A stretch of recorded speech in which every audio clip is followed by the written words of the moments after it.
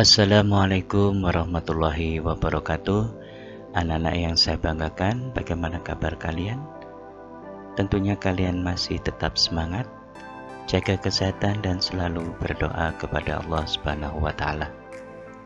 Untuk kali ini kita meneruskan pembelajaran kita, yaitu tema 8 Praja Muda Karana, sub tema 3 Aku Suka Berpetualang.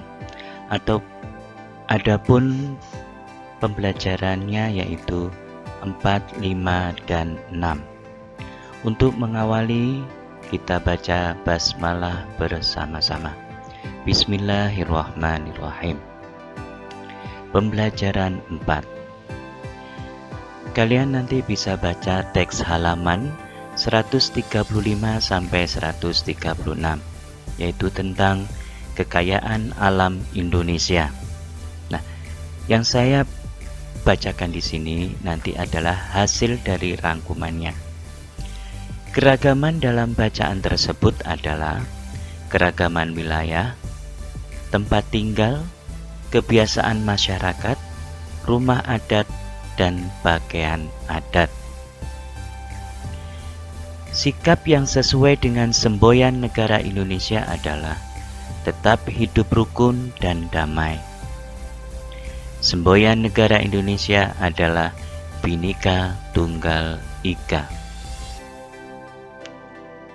Oke, kita lanjutkan. Manfaat dari keberagaman atau keragaman. Dapat belajar saling menghargai karakter setiap individu. Dapat belajar bersosialisasi, dapat belajar toleransi, saling melengkapi satu sama lain, belajar hidup rukun dalam masyarakat, menumbuhkan sikap cinta tanah air, menciptakan identitas bangsa Indonesia, dan sebagai alat pemersatu bangsa. Dari adanya manfaat keberagaman ini, maka bangsa Indonesia akhirnya terjalin persatuan dan kesatuan. Dengan adanya keberagaman, begitu pula dengan hal-hal yang lain seperti contoh hasil laut yang ada di Indonesia atau hasil perikanan yang ada di Indonesia. Seperti menyantap ikan juga baik untuk kesehatan. Karena ikan itu mengandung banyak protein. Nah, berikut ini berbagai ikan yang bisa dikonsumsi. Yang pertama ikan dorang, kemudian udang, ikan tuna, kemudian cumi-cumi, dan ikan tongkol. Nah, ikan-ikan ini banyak dikonsumsi oleh rakyat Indonesia. Para nelayan menjual ikan tersebut di pasar ikan menjualnya, yaitu di TPI namanya, tempat pelelangan ikan. Nah, di sanalah para nelayan itu menjual ikannya yang hasil tangkapannya. Penjual ikan di warung dan pasar selalu membeli ikan di pasar ikan. Ibu Siti ingin membeli ikan di pasar ikan. Nah, sekarang kalian perhatikan papan petunjuk arah pada gambar tersebut. Kemudian, kemana Ibu Siti harus menuju dari tempatnya berdiri saat ini? Nah, ini adalah petunjuk arah di mana ada yang ke kanan, ada yang ke kiri, dan ada yang ke atas. Jika akan ke pasar ikan, maka harus belok kanan. Itu sudah jelas. Papan petunjuk tersebut termasuk rambu lalu lintas. Rambu petunjuk yaitu rambu lalu lintas yang berfungsi sebagai petunjuk arah atau tempat. Di antara jenis-jenis rambu sebagai berikut. Rambu peringatan yaitu ini. Rambu jalan licin merupakan contoh rambu peringatan. Rambu larangan, bagaimana bentuknya rambu larangan? Yes. Rambu dilarang berhenti merupakan contoh rambu larangan. Rambu perintah, bentuknya ya. Rambu wajib belok kiri merupakan contoh rambu perintah. Rambu petunjuk. Nah, ini rambu petunjuk, yaitu rambu yang merupakan contoh rambu petunjuk. Jadi untuk menunjukkan ke arah mana yang harus dituju. Lengkapi agar menjadi petunjuk arah yang benar. Untuk menuju taman bermain harus belok kiri. Nah, di antara 3 arah ini mana yang didahulukan? Ya, yang paling bawah ya, taman bermain. Untuk menuju Masjid Agung harus belok kanan. Ini arahnya. Untuk menuju Sekolah Nusantara harus lurus mengikuti arah jalan. Berikutnya yaitu untuk menuju kebun binatang harus belok kiri. Nah, ini. Untuk menuju Rumah Sakit Indah harus belok kanan. Untuk menuju pasar ikan harus lurus mengikuti arah jalan. Ditunjukkan oleh gambar yang atas, pasar ikan. Rambu petunjuk ada 2 macam. Selain petunjuk arah, ada juga rambu petunjuk tempat. Berikut ini contoh gambar rambu-rambu petunjuk tempat. Nah, ini berarti mengarahkan ke tempat ibadah yaitu umat muslim. Nah, berarti rambu berupa petunjuk masjid. Ini menunjukkan rambu petunjuk tempat rumah sakit atau tempat tidur dengan lambang palang merah. Kemudian, nah ini jelas ya. Ini adalah rambu petunjuk tempat pom bensin. Perhatikan papan petunjuk berikut. Ada masjid, ada pura, ada vihara. Siti beragama Islam, Dayu beragama Hindu, Lani beragama Buddha. Mereka sedang menuju rumah ibadah masing-masing. Manakah arah yang harus mereka lalui? Siti harus berjalan lurus ke arah jalan. Nah, ditunjukkan dia berarti arahnya. Dayu harus berjalan ke arah kanan, berarti ke arah pura. Lani harus berjalan ke arah kiri, berarti Lani sedang menuju vihara. Rambu petunjuk tempat ibadah. Rumah ibadah umat Islam, rumah ibadah umat Buddha, Hindu, dan Kristen. Bangsa Indonesia ini terdiri atas berbagai suku bangsa dan agama. Berbagai jenis perbedaan disebut juga dengan keberagaman. Keragaman pengalaman mengunjungi suatu tempat. Ada data yang tersedia, yaitu pantai, gunung, sungai, sawah, kebun binatang. Pantai, ya, yang berkunjung ke pantai, ya. Kemudian Yang kedua, nama teman 5. Keempat, nama teman 10. Dan yang keempat itu adalah nama teman 15.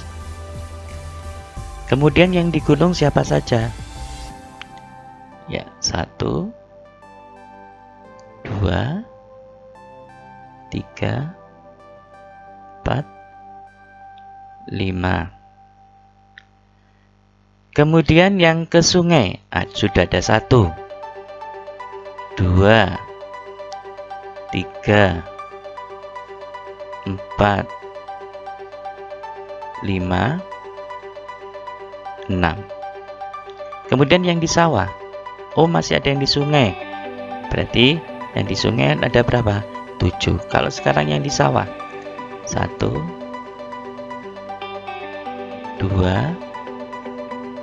3, 4, 5. Kira-kira masih nambah nggak ya? Oh iya, 6. Berarti menuju tempat ke sawah itu ada 6. Kemudian yang ke kebun binatang, lebih banyak atau lebih sedikit ya? 1, 2, 3, 4, 5, 6, 7, 8, 9. Kira-kira bertambah nggak? Oh enggak ya. Buatlah laporan hasil wawancaramu dalam bentuk diagram di suatu tempat tadi itu. Nah, bentuk diagramnya bagaimana? Ya. Kita kasih angka dulu. 1, 2, 3, 4, 5, 6, 7, 8, 9, 10. Kita kasih angka 10 ya. Banyaknya nanti ke pantai itu berapa, gunung berapa, sungai dan seterusnya. Sekarang kita menuju ke pantai dulu. Ada berapa nama teman yang berkunjung ke pantai? Ada 4. Ke gunung ada 5. Ke sungai ada 7. Ke sawah ada 6. Ke kebun binatang ada 9. Oke, kita lanjut. Ada banyak perbedaan atau keberagaman, namun kita harus tetap menjaga kerukunan. Kerukunan berarti saling menghormati dan menjaga ketertiban agar semua merasa nyaman dan aman. Jadikanlah keragaman menjadi pemersatu. Hal ini sesuai semboyan negara Indonesia, yaitu semboyan Indonesia berbunyi Bhinneka Tunggal Ika. Sekarang berlanjut pada pembelajaran 6. Membuat cerita berdasarkan gambar. Nah, ini ada gambarnya. Ada 6 gambar. Apakah ini urutannya? Sudah urut? Kita lihat. Dalam menulis cerita, harus memperhatikan urutan gambar di atas. Gunakan huruf kapital dan tanda baca dengan tepat. Yang pertama, kedua, ketiga, 4, 5, 6. Ya, nanti kalian bisa belajar atau berlatih untuk membuat cerita berdasarkan gambar tersebut. Menjawab pertanyaan halaman 152. Nah, ini jawabannya.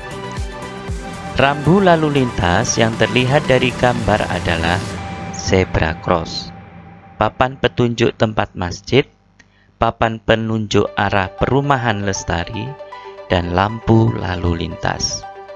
Yang kedua, hal yang perlu diperhatikan saat menyeberang jalan adalah lampu lalu lintas menengok ke kiri dan ke kanan, yaitu saat menyeberang, karena untuk memastikan kondisi jalan raya, dan menyeberang pada tempat yang disediakan, yaitu zebra cross. contoh kue tradisional. Ini kue apa ini namanya? Ya, onde-onde. Berikutnya dodol, serabi, kelepon, dan kue lapis. Perhatikan diagram makanan tradisional yang disukai anak-anak, yaitu sebagai berikut. Kue tradisional yang disukai oleh 50 orang. Nah, nih ya, ini adalah data diagram batangnya.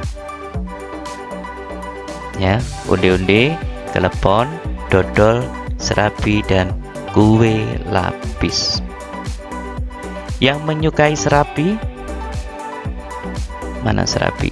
Iya, 35 anak. Yang menyukai kelepon, berapa itu? 25 anak. Kue yang paling banyak disukai adalah kue apa? Iya, kue lapis. Kue yang paling sedikit disukai adalah kue dodol.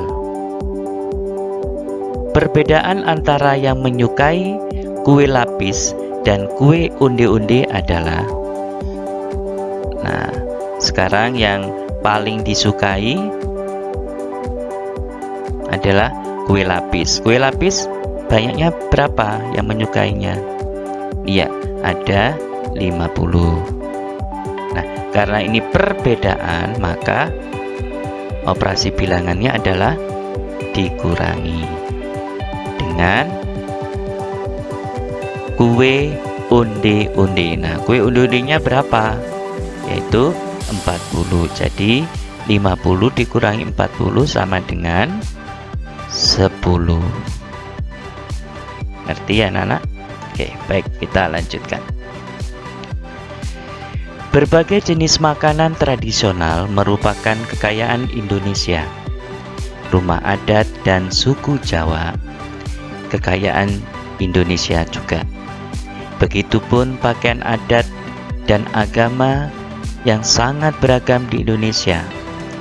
Ini juga merupakan lambang kekayaan dan kekuatan bangsa Indonesia. Kita harus hidup rukun untuk menjaga persatuan dan kesatuan bangsa. Sikap menghargai perbedaan. Itu ada 5 sikap. Kalau itu merupakan sikap menghargai perbedaan, maka kita beri centang. Yang pertama, menghargai teman yang tidak menyukai makanan tradisional. Nah, berarti itu ada sikap menghargai. Belajar dengan tekun. Apa ini juga merupakan sikap menghargai? Oh, tidak. Bermain dengan semua teman tanpa membeda-bedakan suku, itu baru menghargai. Selalu berpamitan kepada orang tua saat akan meninggalkan rumah? Oh, tidak. Menjaga ketertiban saat melewati rumah ibadah agama lain? Oh iya, berarti ini sikap yang diberi centang itu adalah sikap menghargai perbedaan. Sekarang kita lanjut rumah dan pakaian adat Nusantara. Nah, sekarang rumah adat, pakaian adat, dan nama daerahnya nanti kita sebutkan ya. Sekarang rumah adat. Nah, ini rumah adat. Kemudian ada pakaian adat. Ini asalnya dari Aceh. Kemudian rumah adat yang kedua yaitu seperti ini bentuknya. Kemudian pakaian adatnya ada bulunya yang di bulu ayam itu ya. Itu nama daerahnya adalah Kalimantan Barat. Kemudian rumah adat yang ketiga, pakaian adatnya, nah ini jelas ya, nama daerahnya tentunya Bali. Nah sekarang berikutnya rumah adat. Nah, bentuknya seperti ini, pakaian adatnya. Nah, itu pakai kerudung. Nama daerahnya yaitu Jawa Barat. Kemudian rumah adat yang kelima, bentuknya seperti ini ya. Di atasnya itu jerami itu ya. Pakaian adatnya, maka nama daerahnya yaitu Papua. Oke. Jaga kesehatan dan jangan lupa selalu berdoa kepada Allah Subhanahu wa taala. Ya. Semoga pembelajaran yang saya sampaikan ini bisa kalian cerna, dan bila kalian belum paham, kalian bisa melihat videonya lagi ya. Untuk itu kita akhiri dengan bacaan hamdalah bersama. Alhamdulillahirabbil alamin. Wabillahi taufiq wal hidayah. Wassalamualaikum warahmatullahi wabarakatuh.